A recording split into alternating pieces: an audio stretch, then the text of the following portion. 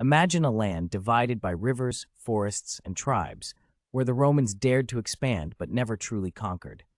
This is not just the story of a nation, it is the story of a people forged by conflict, culture, and chaos.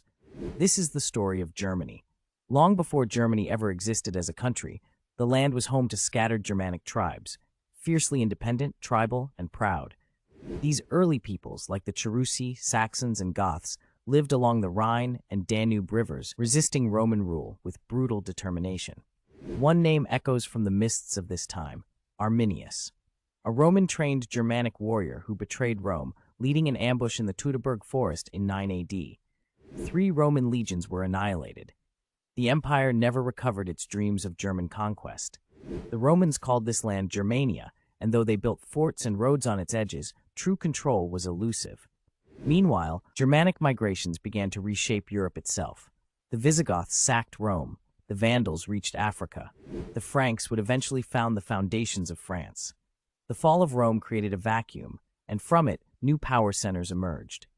The seeds of a future empire were planted not in unity, but in fragmentation. And so Germany's early history is not a tale of one people, but of many tribes, bound by language, divided by ambition. It was a wild frontier on the edge of history's greatest empire. As the Western Roman Empire crumbled in the 5th century, the lands of Germania remained splintered and tribal, but a new force was rising from the ashes: the Franks. Under the leadership of Clovis I, the Merovingian dynasty began consolidating power in Gaul and Western Germany. Clovis converted to Christianity, aligning himself with the Roman Church and laying the ideological foundation of the Holy Roman Empire centuries later. By the 8th century, another Frankish giant emerged: Charlemagne. Crowned emperor of the Romans by the Pope in 800 AD, Charlemagne's empire stretched across modern France, Germany, the Low Countries, and northern Italy. His coronation wasn't just a political statement, it was a symbolic resurrection of the Roman Empire in the West. Germany, under Charlemagne, was part of a vast Christian empire, a unifier of faith, law, and language. But after Charlemagne's death, his empire fractured. The Treaty of Verdun in 843 split the realm into 3 parts. The eastern portion, East Francia, would become the heart of the future German state. Though fragmented, the rulers of East Francia still carried imperial dreams. The legacy of Rome endured, not through roads or legions, but through the idea of empire itself. This medieval fragmentation would become a hallmark of Germany's history for centuries to come, a land of princes, bishops, dukes, and kings, each powerful, none supreme. And yet, in the shadows of cathedrals and castles, a national identity slowly began to take form. In 962 AD, Otto I, Duke of Saxony, was crowned Holy Roman Emperor, a moment that marks the beginning of what would be called the Holy Roman Empire of the German nation. While the name suggested grandeur and unity, the reality was far more complex. The empire was a patchwork of semi-independent states, cities, and principalities, all nominally under the authority of the emperor, but fiercely protective of their autonomy. Otto's reign brought military victories and administrative reforms. He defeated the Magyars, secured the church's support, and established dynastic control. Yet, no emperor ever truly reigned supreme. Every new ruler had to negotiate with electors, powerful princes who had the authority to choose the next emperor. This created a delicate balance, a tug-of-war between central authority and local power. The church played a pivotal role. Emperors relied on bishops and abbots to govern, but tensions erupted during the investiture controversy of the 11th century. When Emperor Henry IV clashed with Pope Gregory VII over the right to appoint bishops, the conflict escalated into civil war and excommunication. It was a showdown between crown and cross, setting a precedent for church-state relations for centuries. Despite these challenges, the Holy Roman Empire became the political and cultural heart of medieval Europe. Universities were founded, Gothic cathedrals reached for the heavens. And while Germany as a nation remained fragmented, the empire gave it a shared destiny, anchored in faith, power, and identity. By the 13th century, the Holy Roman Empire's grip had weakened. Power shifted from emperors to princes, bishops, and free cities. The rise of the Hanseatic League, a powerful economic alliance of merchant cities like Lübeck, Hamburg, and Bremen, signaled a new kind of influence, commercial, not imperial. Trade flourished across the Baltic and North Sea, connecting Germany to Scandinavia, England, and the Low Countries. Meanwhile, the emperors struggled to control Italy, often clashing with the papacy and local rulers. The Hohenstaufen dynasty, especially Frederick II, embodied the imperial dream, scholarly, ambitious, and defiant. But his death in 1250 left a power vacuum, plunging the empire into the Great Interregnum, a time without a clear emperor. Chaos reigned, and local rulers seized more control. Amidst this fragmentation, the German landscape filled with over 300 semi-autonomous entities, duchies, bishoprics, city-states. No central monarchy existed, and loyalty was regional. Yet German identity grew, not through political unity, but shared language, culture, and traditions. In 1356, Emperor Charles IV issued the Golden Bull, a legal code that codified the process of electing emperors. It gave more power to the electors, but also confirmed the decentralized nature of the empire. The emperor was chosen, not born, an office of negotiation, not dominance. The seeds of Germany's future lay not in unity, but in diversity, and this mosaic of power would define it for centuries. The 15th century brought both cultural rebirth and brewing discontent. As the Renaissance dawned in Italy, its influence crept into German lands through trade, printing, and universities.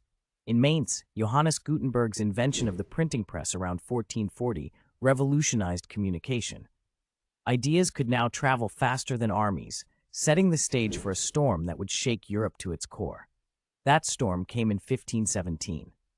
In Wittenberg, a German monk named Martin Luther nailed his 95 Theses to a church door, challenging the Catholic Church's corrupt practices, particularly the sale of indulgences. What began as a theological dispute ignited a revolution.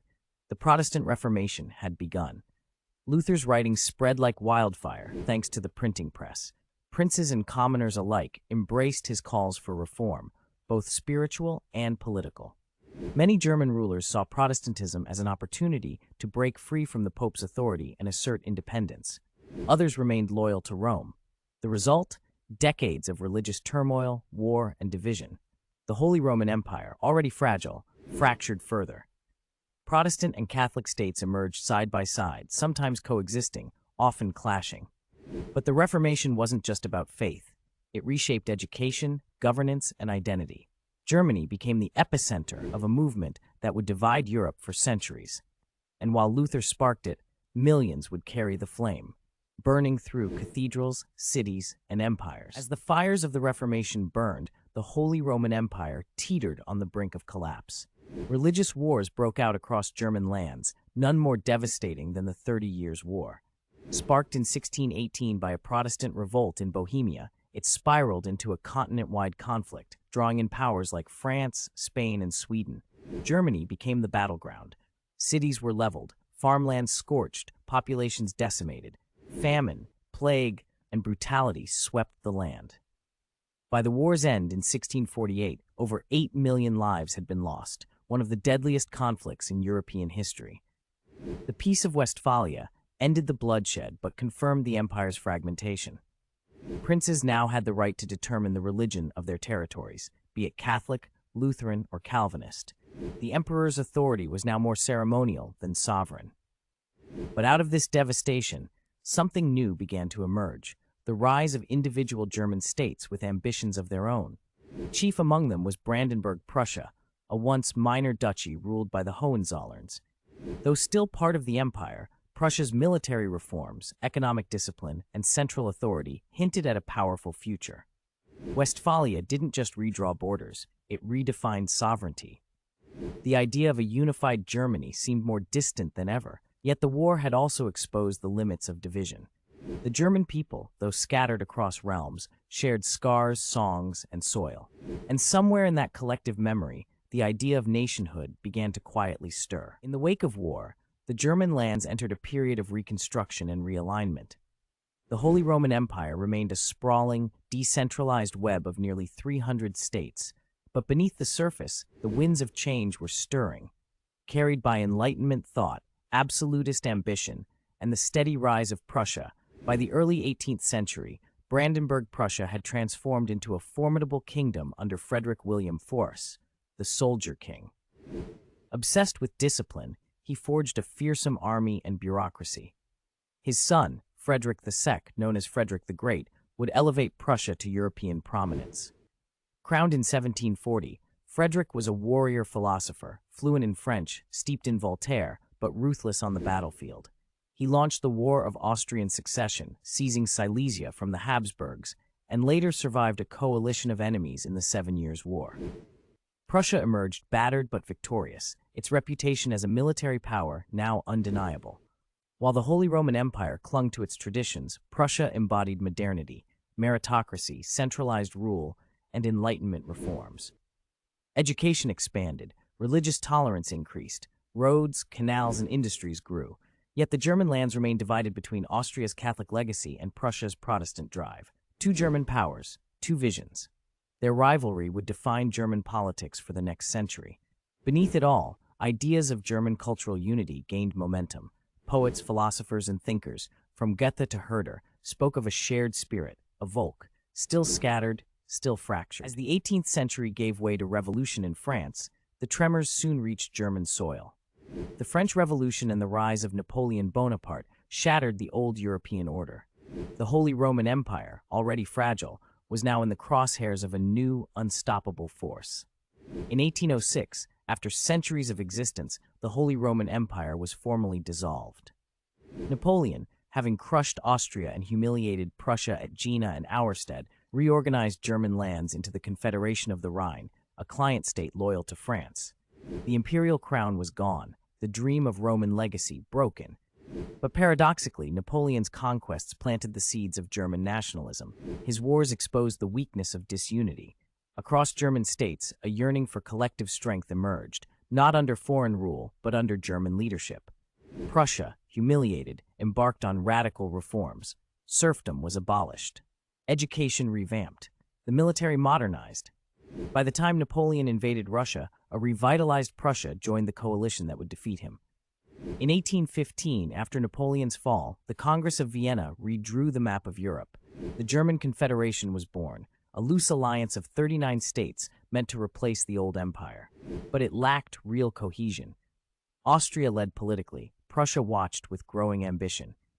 The German people were no longer peasants or princes alone. They were beginning to speak of rights, of unity, of destiny. The modern idea of Germany, defined not by emperors, but by its people, was about to take shape. The 19th century ignited the German lands with passion, philosophy, and revolution. The Industrial Revolution swept across Europe, transforming agrarian societies into mechanized powerhouses. Railways stitched cities together. Factories rose beside rivers. German cities like Berlin, Munich, and Frankfurt buzzed with steel, smoke, and possibility. But with progress came unrest. Workers demanded rights. Intellectuals demanded reform. Nationalists demanded unification. In 1848, revolution erupted across Europe, and the German states were no exception. Students, workers, and liberals flooded the streets, waving black, red, gold flags, calling for unity, democracy, and an end to princely tyranny. The Frankfurt Parliament, the first pan-German national assembly, convened to draft a constitution for a unified Germany. It offered the crown to the King of Prussia, but he refused, unwilling to accept a crown from the gutter, as he saw it. The dream of 1848 faded, crushed by reactionary forces and imperial pride. Yet the embers of unity smoldered. Industrialization accelerated. Prussia continued to rise, expanding its influence over the German Confederation. A new force emerged, one not of ideology, but of strategy. His name was Otto von Bismarck. A Prussian aristocrat and master of realpolitik, Bismarck had no patience for idealistic revolutions. He believed in power, military, diplomatic, and industrial. Unification, he argued, would come not through speeches and votes, but through blood and iron. Germany's destiny was about to be forged in fire, and Prussia would hold the hammer. Otto von Bismarck, appointed Prime Minister of Prussia in 1862, wasted no time. With iron resolve, he set out to unify Germany under Prussian dominance, excluding Austria. He played the German Confederation like a chessboard, manipulating alliances, provoking wars, and seizing opportunities.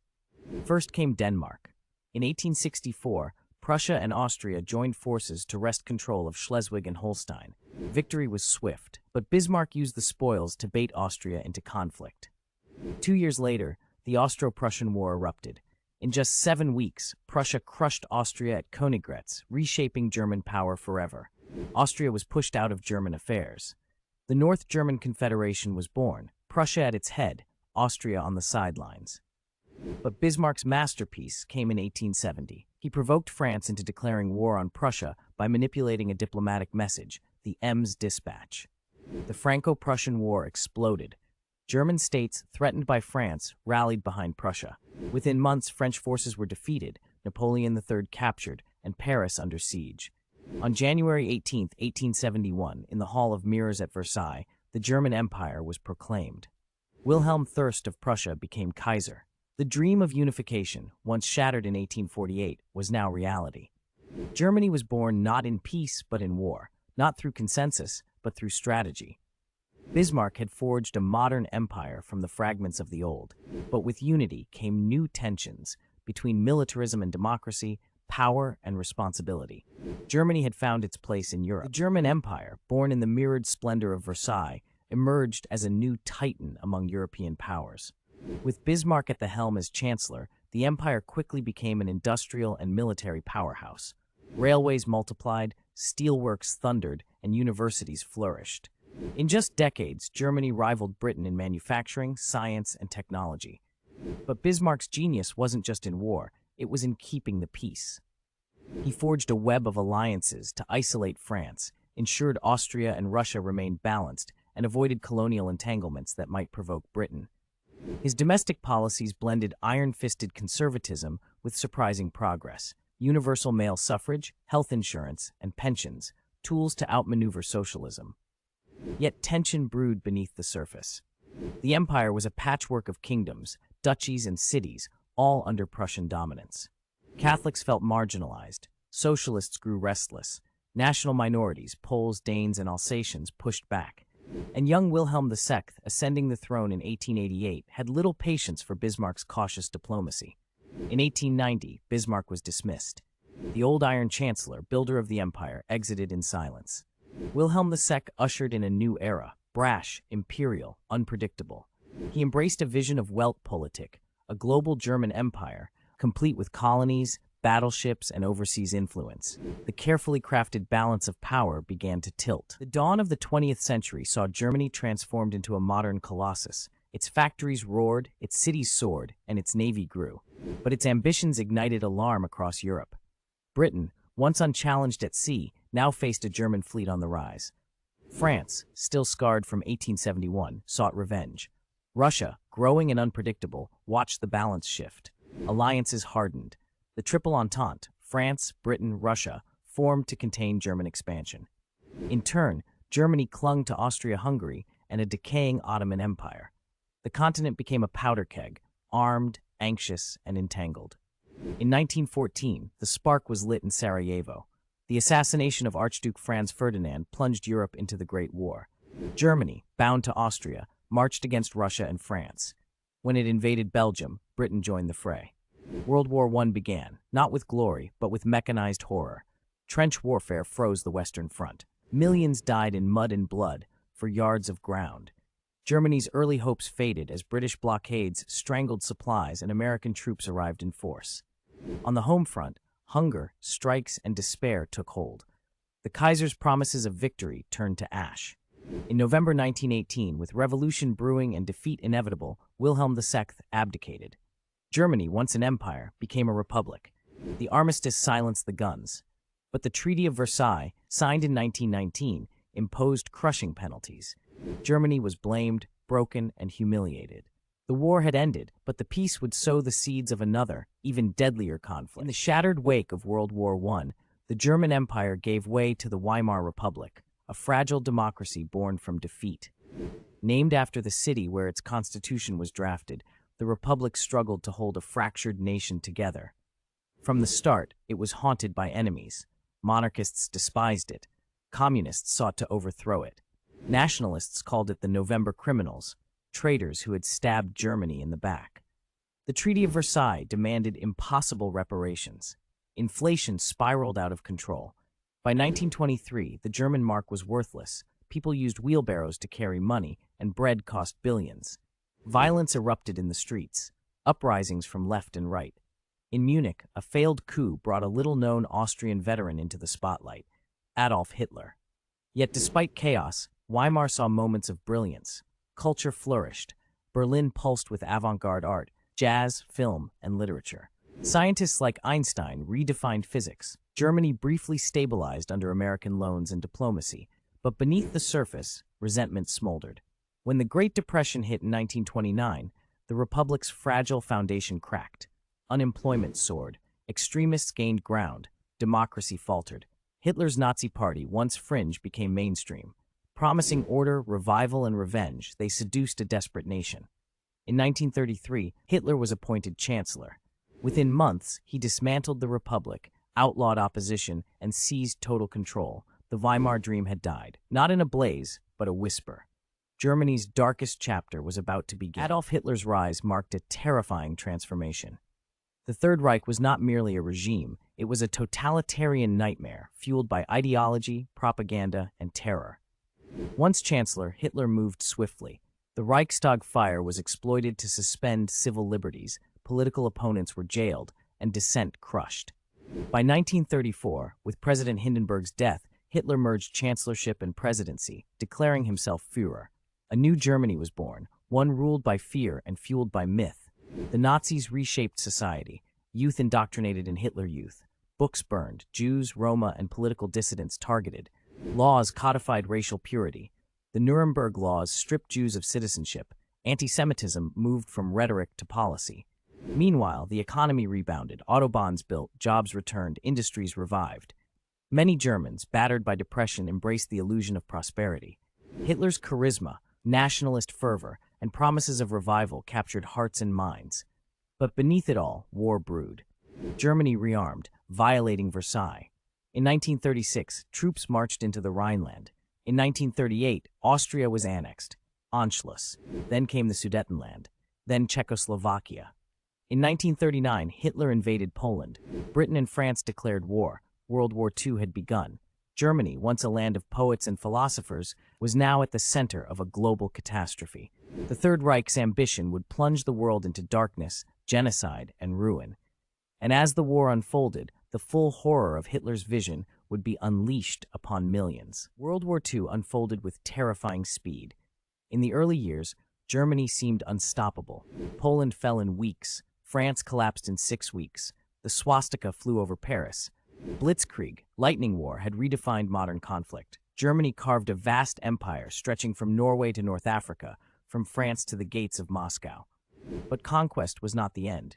It was only the beginning of horror. In the East, Hitler launched Operation Barbarossa, invading the Soviet Union in 1941. It became a war of annihilation. Cities bombed, villages burned, civilians slaughtered. The Nazis saw Slavs as subhuman, Jews as vermin to be exterminated. The Holocaust, already underway, accelerated. Ghettos, mass shootings, and finally, death camps. Auschwitz, Treblinka. Millions were murdered with chilling efficiency. 6 million Jews, millions of others, Roma, disabled, political prisoners, wiped from the earth. But Hitler had miscalculated.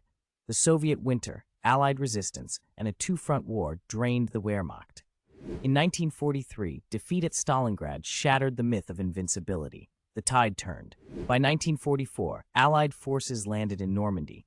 Germany was pushed back from all sides. Bombs rained on its cities. In 1945, Soviet troops stormed Berlin. In a bunker beneath the ruins, Hitler took his life. Days later, Germany surrendered. The Third Reich collapsed. Its leaders tried at Nuremberg, its crimes exposed to the world. Germany lay in ruins, physically, morally, spiritually. The war had ended, but the reckoning was just beginning. Germany in 1945 was not just defeated, it was obliterated. Cities lay in ash, millions displaced. The once proud Reich reduced to rubble. But worse than the physical devastation was the moral collapse. The Holocaust, war crimes, and death camps left an indelible stain on the national soul. The victorious Allies divided the country into 4 zones: American, British, French, and Soviet. Berlin, too, was split, though it lay deep within Soviet territory. The goal was denazification, demilitarization, and reconstruction. But unity crumbled fast. Ideologies clashed. The Cold War had begun. In the West, a new German identity emerged under Allied oversight. The Federal Republic of Germany, West Germany, was born in 1949, capitalist, democratic, and aligned with the U.S. In the East, the Soviet Union forged the German Democratic Republic, East Germany, a socialist state under the iron grip of the SED and Stasi. Two Germanys. Two realities. In West Germany, the Wirtschaftswunder, economic miracle, transformed ruins into prosperity. With help from the Marshall Plan, industry soared, cities rebuilt, and stability returned. Meanwhile, East Germany became a police state. Its citizens watched, its borders sealed. Nowhere was this division more visible than Berlin. In 1961, the Berlin Wall rose overnight, concrete and barbed wire splitting families, futures, and ideologies. It became the Cold War's most potent symbol. Germany was no longer a battlefield, but it remained a front line. The memory of its past weighed heavy, and the dream of unity, though distant, never died. For decades, the Berlin Wall stood as an unyielding scar, cementing the divide between East and West Germany. In the East, the regime claimed equality, yet delivered repression.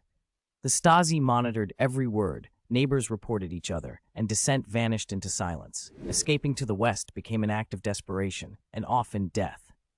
Meanwhile, West Germany thrived, cities gleamed with commerce, democracy stabilized, German cars, cameras, and culture reached global prominence. Bonn, the modest capital, symbolized a humble, cautious nation trying to rebuild its reputation. But the wall didn't just split land, it split identity.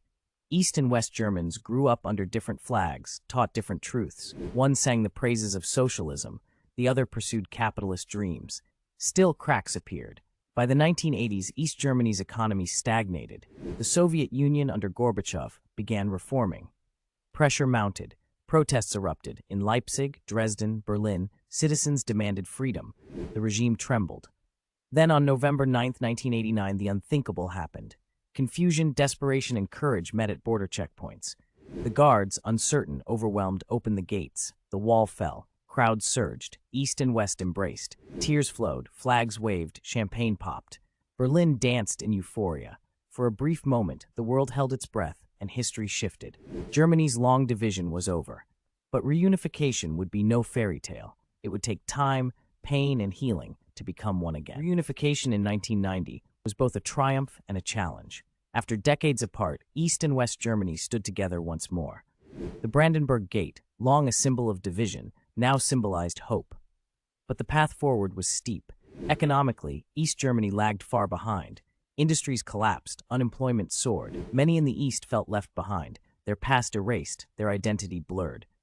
Osses and Wessis became labels, sometimes mocking, sometimes bitter. Politically, reunification meant absorbing the East into the West's structure. The Deutschmark replaced the East German mark overnight. New institutions arrived, but the scars of dictatorship ran deep. Still, Germany pressed on. Berlin, once divided, re-emerged as the capital of a united republic.